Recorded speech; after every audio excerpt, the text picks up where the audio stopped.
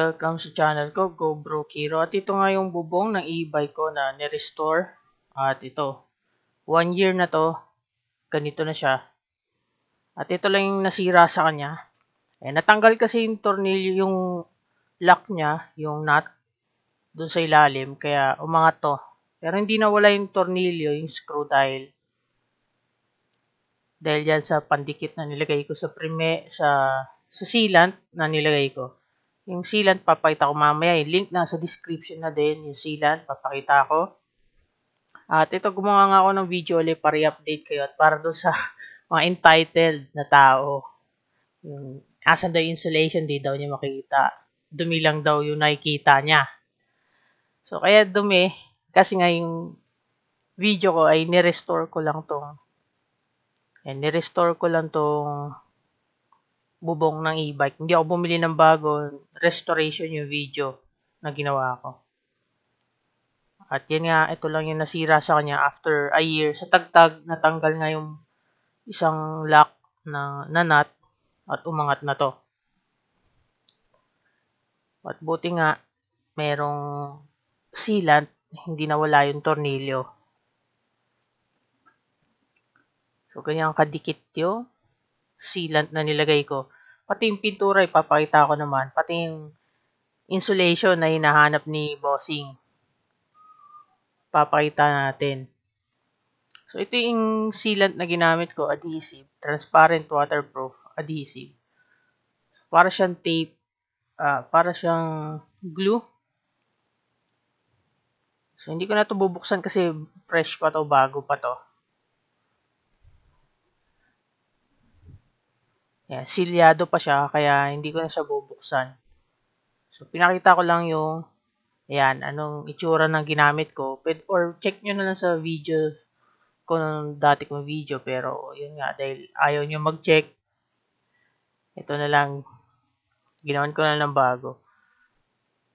So, ito yung sealant na transparent. Tapos, ito yung pintura na ginamit ko. Kasi itong pintura na to, sabi nung tindera sa malaking warehouse dito sa amin. Malaking hardware warehouse. Kukupas daw yon.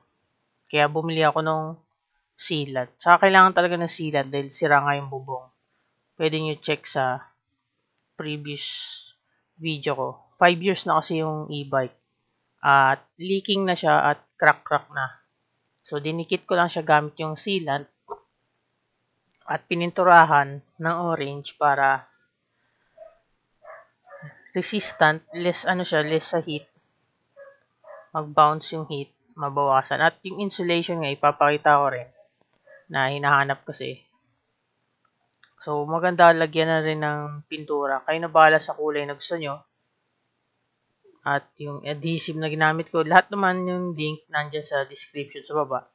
Ayan yung insulation na hinahanap ni Idol. Ayan, yung insulation niya.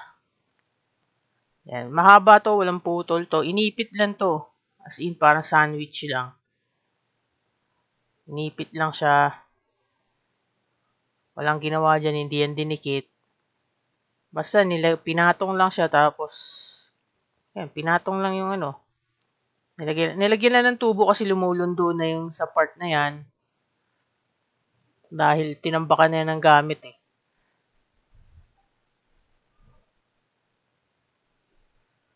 So, exposed to sa weather. So, itong e-bike na to ay exposed sa labas na nakapark. Outdoor. Walang bubong. Yung bubong niya ng e-bike, yun mismo yung bubong niya. Kaya lahat ng dumi, nandyan. At hindi rin niya nililinisan sa ulan lang. Kahit mulan bumagyo, naaarawan na uulanan niya ang e-bike na yan. Ipipinturahan ko rin yung mga bakal ng sealant. So, kung gusto niyo ng ganito, mag-repair lang kaysa bumili. Kasi mahal yung bubong nito, 2,000 yung bubong. Update nyo na lang ako kung magkano na. Comment nyo na lang. Kaya, yan, mas tumibay naman, umabot ng 1 year. Tapos, magkano lang ginastos? Mga 300 pesos lang ang ginastos dyan sa mga pinahid dyan. pag may tanong pa kayo, comment nyo lang. Tapos, like, comment, share na din, subscribe. Bye-bye.